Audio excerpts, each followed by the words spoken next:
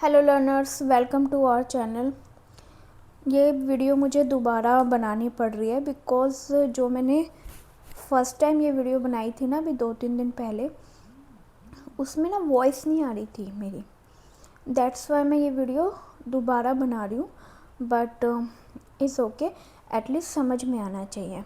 तो ये जो क्वेश्चन है ये आपका जून 2025 का है, डिस्क्रीट मैथमेटिक्स का, जहाँ पे आप ग्रुप थ्योरी के बारे में बात करोगे।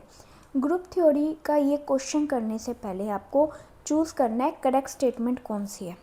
इससे पहले मैं आपको ग्रुप थ्योरी के बारे में थोड़ा बता देती हूँ साथ में, ठीक है। ग्रुप थ्योरी के बारे में मैं थोड़ा सा बता देती हूँ और साथ में मैं आपको ये भी बता देती हूँ कि कुछ थ्योरम्स हैं, ठीक है, वो मैं आपको यहाँ पे राइट करवा देती हूँ।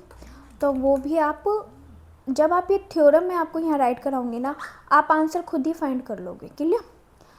तो ये बेसिक भी मैं इसलिए समझा रही हूँ कि काफ़ी स्टूडेंट होंगे जिन्हें PYQ तो समझ आ जाएगा, बट जब बेसिक क्लियर नहीं होगा तो वो आगे प्रॉपर उनको एक माइंड में क्लियरिटी नहीं होगी, ठीक है ना।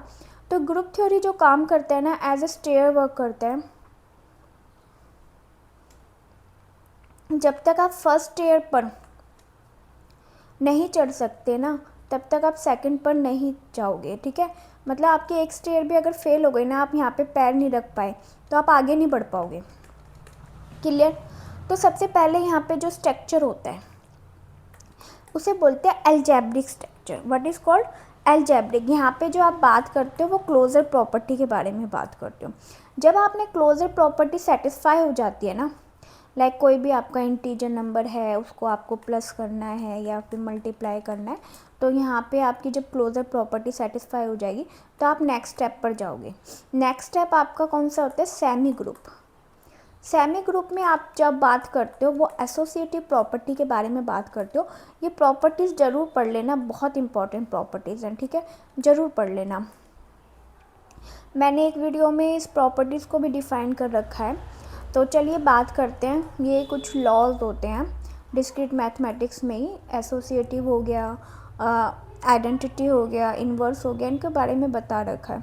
तो जो थर्ड आपका स्ट्रक्चर होता है वो होता है मोनोइड, ठीक है। 1 बाय 1 जब एक स्टेप आप क्लियर कर लोगे तभी आप सेकंड पर जा सकते हो, एंड देन आफ्टर थर्ड पर आप गए। तो मोनोइड में जो हम बात करते हैं वो बात करते हैं आइडेंटिटी की, आइडेंटिटी की बात करते हैं, ठीक है। Identity is most important. क्या हो रहा है?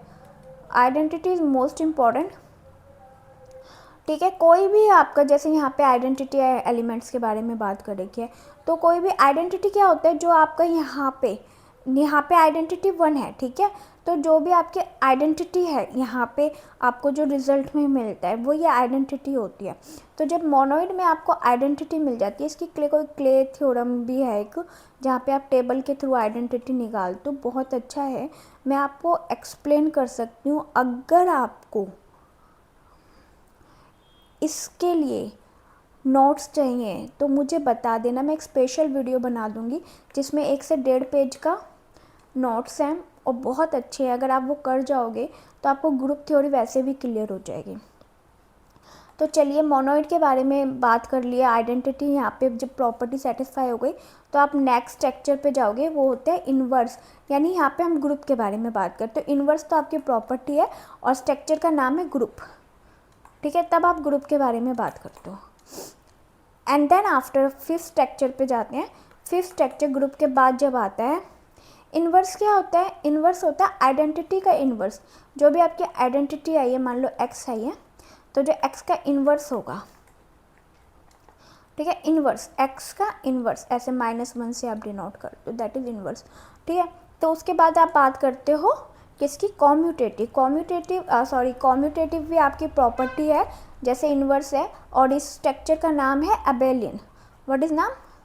अबेलियन, ठीक है। तो यहाँ पे कॉम्यूटेटिव प्रॉपर्टी के बारे में बात कर रखी है, लाइक ए, ठीक है, a into b equal to B into a, ठीक है, ये आपकी कॉम्यूटेटिव प्रॉपर्टी है। तो जैसे आप पहले फर्स्ट स्टेटमेंट की हम बात करते हैं, तो फर्स्ट स्टेटमेंट में कह रखा है for all, if for all x and y, ठीक है, x and y belongs to g, where x, एक मिनट रुको मैं यहाँ कराती हूँ,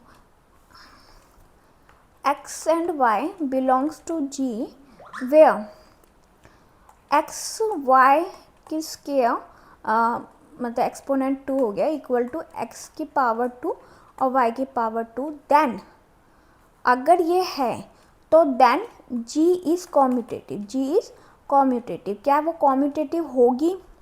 लेट्स चेक। इसको कराने से पहले मैं आपको ना कुछ थ्योरम कराना चाहती हूँ, आप प्लीज़ उसे ध्यान से समझिए जो मैं समझाना चाह रही हूँ आपको। देखिए मैं आपको यहाँ करवाती हूँ थ्योरम, मैं यहाँ पे आपको राइट करवाना चाहूँगी।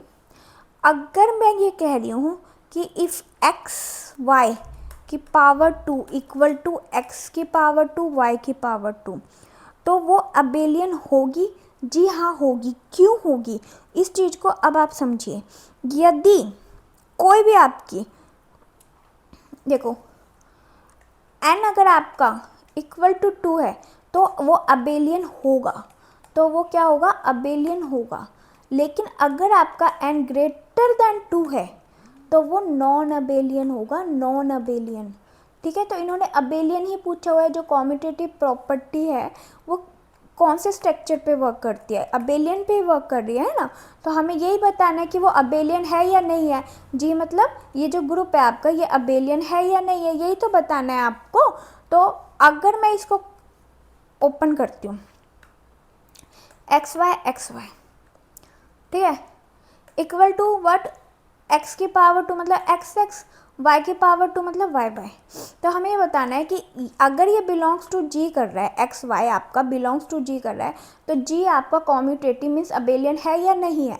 तो आप कैसे इसे फाइंड करोगे? कैसे इसे फाइंड करोगे? देखो अगर हम x का इन्वर्स लेते हैं तो हम यहाँ पे इस x को कट कर सकते हैं। अगर हम y का इन्वर्स लेते हैं तो हम इसे कट कर सकते हैं। Now it's become what? yx equal to x y. Now it's abelian और नॉट? व्हाट इज द जो अब कॉम्यूटेटिव प्रॉपर्टी है वो क्या कह रही है? a into B equal to B into A. Now we come a into b is equal to b into a, that is a commutative property that is satisfied with it. So it's a abelian, it's a abelian, ठीक है, it's a abelian, right? तो commutative property को satisfy करिए। n क्या है? This one is a n। अभी मैंने आपको बताया n equal to 2, this one is a n equal to 2। अगर वो ग्रेटर देन 2 है, अगर वो ग्रेटर देन 2 है, now let's come to the second point. अगर वो ग्रेटर देन 2 है, हियर यू कैन सी, अगर x यहाँ पे for all x belongs to g where x की power 3 equal to 1, 1 is what? Identity. यहाँ पे गिवन है 1 इज व्हाट? आइडेंटिटी एलिमेंट, ठीक है ना। तो वो आइडेंटिटी एलिमेंट तो हो सकता है, बट क्या वो कॉम्यूटेटिव है? नहीं है, क्योंकि अभी हम थ्योरम पढ़ के आए हैं। What is the theorem? कि अगर आपका ग्रेटर देन 2 है तो वो क्या है? नॉन अबेलियन है। तो it's a commutative? No. Greater than 2 it's a same कि x की पावर 5 दे रखी है, तो क्या वो कॉम्यूटेटिव होगा? नहीं होगा, क्योंकि अभी हम पढ़ के आए हैं, दैट इज अ थ्योरम। ठीक है, समझ में आया? अब एक लास्ट स्टेटमेंट देखते हैं। तो अब तक हमने कहा कि ये तो आपका कॉम्यूटेटिव है, ये आपका कॉम्यूटेटिव नहीं है, बिकॉज यहाँ पे जो n है यानी जो 3 है वो आपका ग्रेटर देन क्या है? ग्रेटर देन 2 है। हमें क्या चाहिए? इक्वल टू 2 चाहिए n, पर यहाँ तो n आपका ग्रेटर देन 2 है यानी 3 है, तो दिस इज नॉट। आप ये कहोगे n equal to 4 non abelian. आप कहोगे n equal to p where p is what? p equal to prime number, that is non abelian also, that is non abelian also. Clear? तो this is all are the theorems. तो अब हम बात करते हैं fourth statement की। Fourth statement आपको क्या कह रहा है? फोर्थ स्टेटमेंट कह रहा है इफ जी इज कॉम्यूटेटिव, अगर जी आपका कॉम्यूटेटिव है, द सब ग्रुप ऑफ जी, सब ग्रुप ऑफ जी क्या है? सब group of ji as example H मान लो, तो सब ग्रुप क्या कर रहा है? इनहेरिटेंट कर रहा है कॉम्यूटेटिव को, यानी this is the subgroup and this is a commutative G. This is the G आपका क्या है? कॉम्यूटेटिव है, और ये आपका सब ग्रुप है। तो हम ये कह सकते हैं,